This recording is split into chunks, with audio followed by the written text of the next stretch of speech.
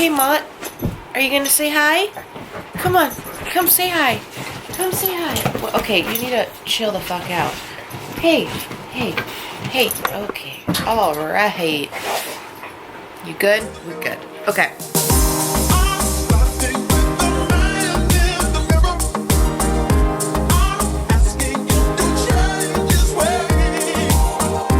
Let's hit up day 66. Oh my gosh, this is like perfect for me and what we're sort of about to talk about. Kind of. It says, I gracefully accept all changes happening in my life. Oh, this is so interesting. This applies to me right now. Okay. You may feel like certain situations are out of your control and life is happening at the... Let's try that again. You may feel like certain situations are out of your control and life is happening at you rather than for you. Today's a gentle reminder that everything you experience is always for the highest good. If you are in a situation that feels uneasy, simply turn your attention to what is going well in your life and you will be more graceful in the transition. You're entering into a new phase of your life. With this newness sometimes comes uncertainty and stress. But when you align with your dreams and what you truly want, you will see that all changes you are currently experiencing are a part of a bigger life plan. Everything is always in the right order. This could not apply more to my life in this very moment. I didn't know how to finish a sentence. That's why there was a dramatic pause. I wasn't trying to be dramatic. Man. All right, so... Man. That was perfect. I didn't even plan that. Wow. I'm going to start the vlog off this way. Before we go off into the rest of what I'm about to put together for you, I've been debating on like how to express this because it's important that I talk about this because it's playing a crucial role into this next season of my vlog series. So in my recap of Olympia, I talked to you guys about, or I mentioned that like I felt so free and something had happened that I felt so free, and it did. And I'm going to vaguely explain what happened because, and the reason why it's vague, and this is what I debated on, how much detail do I give? It's not a major situation, but it does involve another person, and I don't, a couple things, want to tell a story making it seem like someone else is a bad person and then I'm this victim. That's not the situation.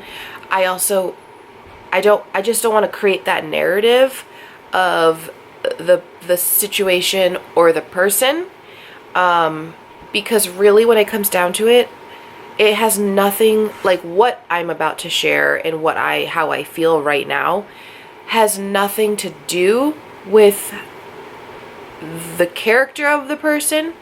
It has everything to do how I responded to the situation as the person I am today versus the person I was 6 months ago. That's really what this is about. So I'm not going to share a lot because I don't want the important point of this story to get lost in how I got to this point. Basically, I met a guy, and to shorten all this up, it was a very short situation. It was only a couple weeks long. But I absolutely thought to myself, this was the reason why I had been waiting so long. Like, this is the person I had been waiting for, and I thought I was falling for him. And it was so intense. It was so intense. It was so crazy. I just never experienced that before, that type of emotion before, that type of a connection before. It took me by surprise. And not once, which is also a huge improvement for me, not once did I think it's too good to be true, or waited, or sat there and was like, all right, like, what's the punchline? Like, that was always my attitude before, with guys, and this time I was like, no, it may not work out, but I am more than willing to take a chance, whereas before I was terrified of taking a chance. So that ended surprisingly abruptly and in a way I did not expect. Words were said to each other and they were hurtful. And at the end of the day, this is the point that I really want to get across. Had this situation happened to me 6 months ago and longer, I would have been so devastated in that this person didn't approve of me, because I like think in the past, it's like whenever I've liked someone, I've put them up on such a higher pedestal that almost higher than me. Like they were, it's not that they were better than me, but I guess I almost like them more than I liked myself. So I didn't see my worthiness, right? So if they didn't like me, or if they thought something poorly of me, or if something happened, it would kill me on the inside, because I just so badly wanted them to approve of me, right? Because I saw them up here, like it was just, I just wanted them so badly to like pick me. And this is just me like trying to summarize complex emotions and thoughts and where they come from. I've been working a lot on where this originates from and how I expose these beliefs and patterns through my behaviors and words, and trying to reverse that, and just really just trying to be more present and self-aware of how I get in my own way, really is what it comes down to. This past dating year has been definitely like a challenge, a test for me, because I have been so much more aware that like I can see where I do certain things and say certain things, and pick certain people. I can see in the past how I've held on to certain people and why, and then I've made huge changes in letting go of people that I would have held on to. So I'm seeing my own progress and my own health come along, right? But this situation really was a huge test for me. So here I am just saying like I'm completely like head over heels for this person, which means they would have been way up here, like beyond anyone else had ever seen, a level that was probably, to my knowledge, not even possible to reach. And then this conversation happened, and he said some things to me that weren't, it's not that they were not nice, it's that it was more like, wow, that's what you think of me, right? Like, I could not believe that first of all, no one's ever said those things to me, believed those things about me, and this person that I really like saw this future with thinks those things about me. And like then I'm like, how did I put out these vibes, these energies? How did we get to this conclusion? Like and it seemed like anytime I tried to speak, there was something wrong with what I said, and it was a losing battle. And while in the moment I was hurt, my feelings were hurt. I was hurt, I was shocked. I was just absolutely floored that this conversation was even happening. I was floored that this person believed this of me. I didn't get how we got from A to Z. Like it went from 0 to 100 on my end. I didn't understand. And it was really heartbreaking because I thought, I was hopeful. I was excited. I saw something. I felt something. And it's not at all that it was fake. I don't believe it was fake on either of our ends. But how did it go from that to this? Like, sure, I knew there was a chance it was going to work out. But holy shit, I didn't. It was just shock. So whatever, that happened. Now, like I said, the past Christine would have crumbled. I would have begged. I would have like, even if like this person said, your hair is purple, okay? And that's what they hate about me. I would have cried and be like, you're right, my hair is purple, because I was so emotionally weak.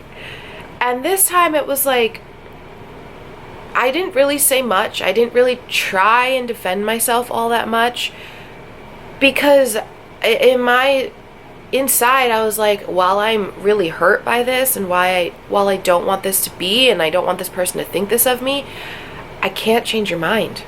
Like, for some reason you got to these conclusions and you're firm on them, like you believe them,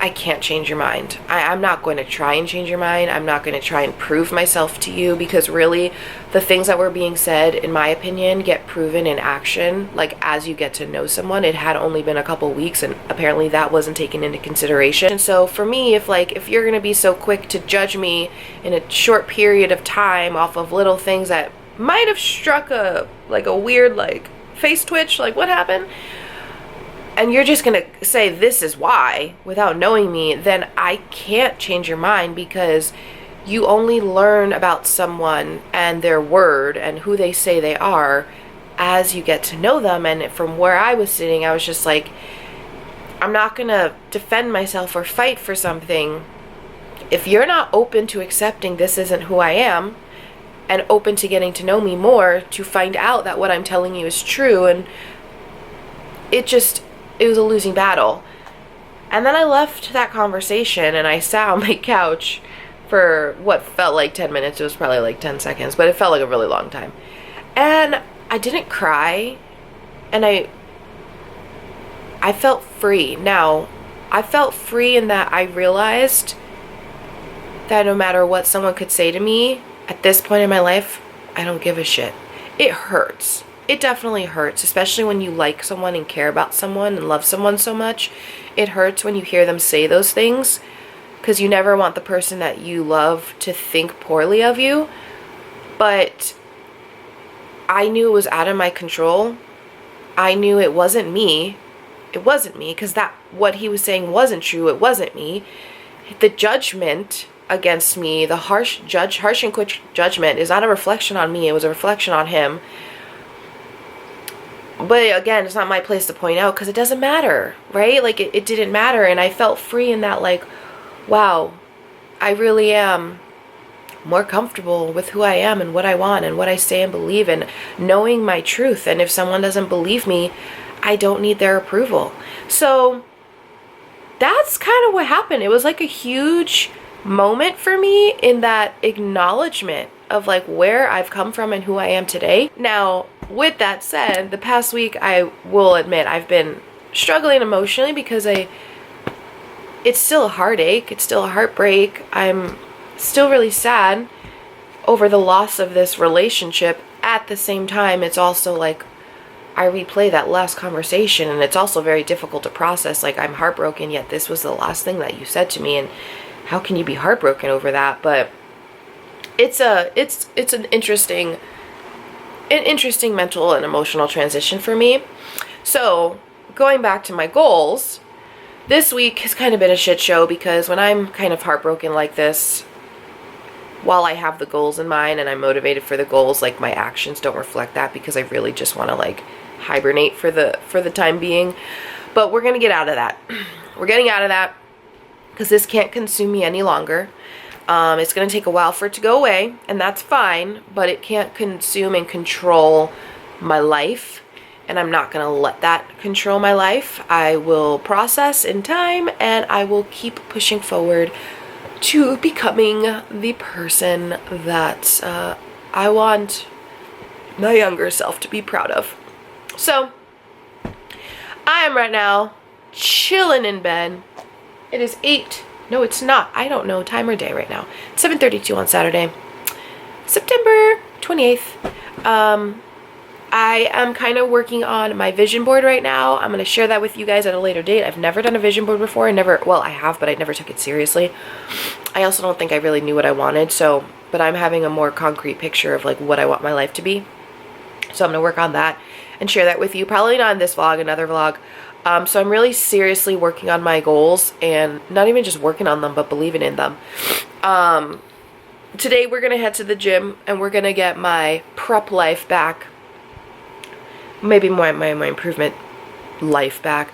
I've definitely been very lax on my food the past week. Ever since that happened, I've been very lazy in the gym. I've gone to the gym, but I've been very lazy. Like, why even show up lazy? People probably think I'm injured kind of lazy. But whatever, it doesn't matter. Sometimes that's just how I need to get through things. I got through it. Now I'm at a place where I'm like, all right, enough of that shit. We're ready to move forward. And that is what we're gonna do. I am about to have the most bizarre breakfast I've probably ever had, like for prep, off prep, regular life prep. And it is, are you ready for this? This is me being lazy. Shut up, Richard. This is what I'm eating for breakfast. Cod and cream of rice. Cod. Cream of rice. I know. So reason being is that I cooked cod yesterday, and I've been trying to actually eat more fish because I'm really getting over the chicken, turkey, and red meat. Oh, red meat not so much, but I don't want to eat too much of it. Oh, no. Shut up. Shush. So I cooked cod yesterday and didn't eat it, and I don't want to have it sitting in my fridge for too long. And if I don't eat it now, there's probably a chance I won't eat it later. So we're just trying to take care of that right now. And yeah, so we're gonna eat that, settle that for like 30-45 minutes, and then we're gonna head to the gym and do a back workout. And I'm really excited. I'm gonna try and do deadlifts for the first time in a very long time. I'm gonna try to do heavy deadlifts, which are probably not gonna be very heavy because I haven't deadlifted in a while.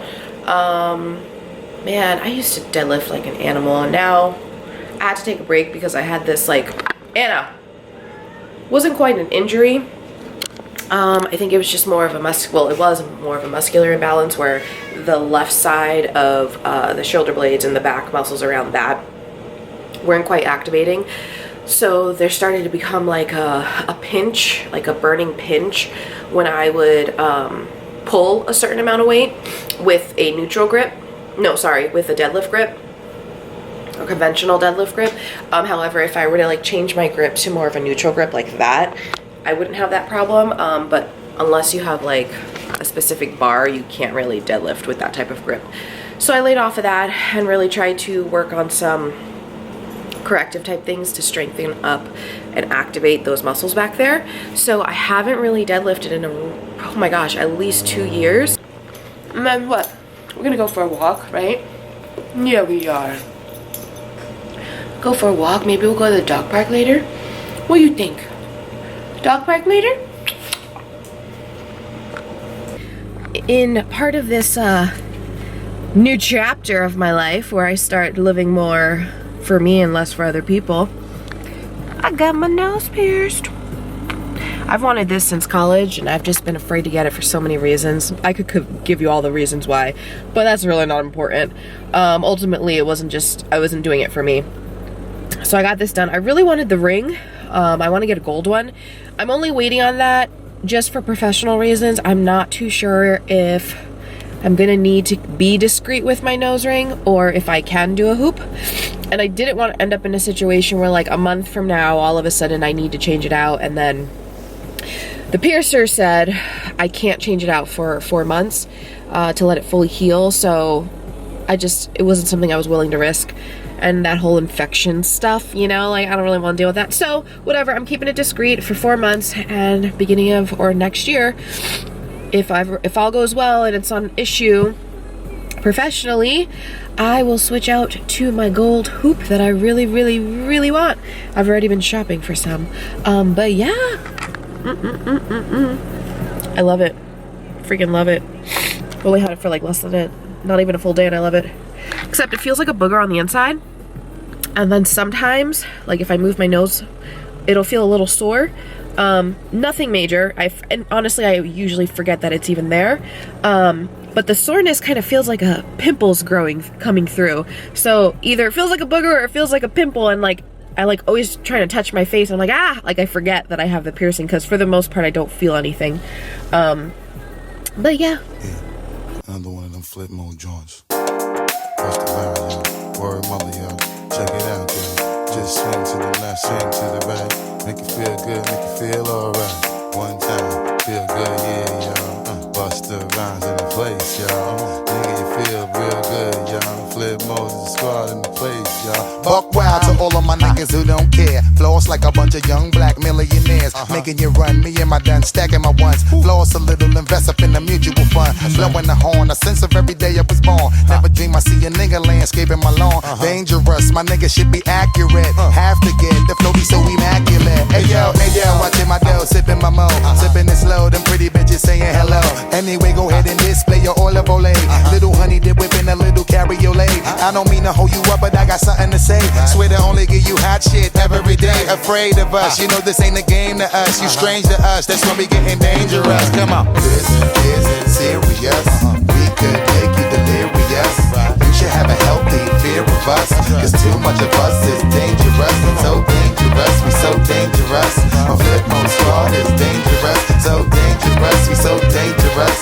My whole entire unit is dangerous. Hold your breath, we swinging it from right to left. With the rock left, nigga should be hot to death. Staying alive, you know only the strongest survive. Holding my heat under my seat, whipping the fire. Baseline for all of my people moving around. Give me your pound, all of my niggas holding it down. Cutting you up, the new shit, rocking you up, fucking you up. My black. Okay, so I just took a shower. I'm home from the gym. I don't know why I'm explaining that. It's like I'm defending my life right now. But I am gonna take another shower. See, I'm doing it again. I'm gonna take another shower because I tried doing cardio in a little bit, but I felt kind of gross. Apparently that's something you needed to know. So now, this is gonna be my first time doing this. And I'm gonna take care, oh, hold on. We don't need to, no, honey, no. Okay. We're about to do a little saltwater situation with this nose. So I have piercing, so I'm familiar with the saltwater aftercare, although it has been a while. I've never done my face before, so this is gonna be interesting. Okay, so, God, I'm hot. I'm like out of breath, man. I don't know what's going on. All right. 4 teaspoons of salt. Okay, so they gave me the piercing place. Gave me packets of salt already, and they told me to get a gallon of distilled water. The salt is supposed to last me for the 4-ish months that I should be taking to heal, right? Because I'm doing this. I believe I'm doing this for all that whole time. I don't know. I guess it's really we'll find out. I'm supposed to like shove my face in the water, and I'm not quite sure how we're gonna do that. Salt water added to gallon. Check. I don't really know how you shake this shit. Okay. Oh, sweet Jesus, I'm tired. I'm really off today. It was a good workout. My body is definitely going to be tired tomorrow. Okay, now we have to heat this up so it's not scorching hot, but hot enough. I feel like a minute in there is going to be scorching hot, but who cares? It's not a big deal. I'm fine. Ooh, that's hot. I'm an asshole. Asshole. Oh God, that's too hot. I'm gonna have to sit here and wait. Interesting. Ah! Fucking hot. What if I cool it off with some room temperature water? Okay, that's better. That's better. All right, here we go. I'm just dumping this. Oh, this is awkward and uncomfortable. Okay, hold on. Ew, this sink is really dirty. I should probably clean. Okay. This is weird. Am I even getting my nose? Okay, yeah. My nose. I'm acting like my nose is that small. Ew, this is really bothering me. I'm like distracted. Okay. Let's try this again. Alright, I think we got it. We're just chilling. Ooh, it's tickling. I don't know if I'm doing this right, but I mean, how can you do it wrong? Oh my God, this is giving me chills. This is like a weird sensation on the tip of my nose, this hot water. I'm getting chills. I'm like getting cold. Okay. I'm really confused by what I just did. I think we're good though. We're gonna finish up this vlog. And I feel like there was something I was gonna tell you, but I can't remember. Oh, that's right. So I don't have my vision board done. It's probably not going to be done until a couple weeks from now because this coming week I'm going to Denver to visit my aunt with my cousin, so I'm gonna have some family time, and I have not decided if I'm going to film. Part of me would like to, but then a part of me, we're just so stuck on our phones all the time that I really do want to just enjoy the time with my family. Sorry, armpit scratch. But I don't know, we'll see how it goes. I'm gonna bring the camera, we'll see what we do, how I feel. I do want to get some workouts in while I'm there and not completely lose sight of my goals.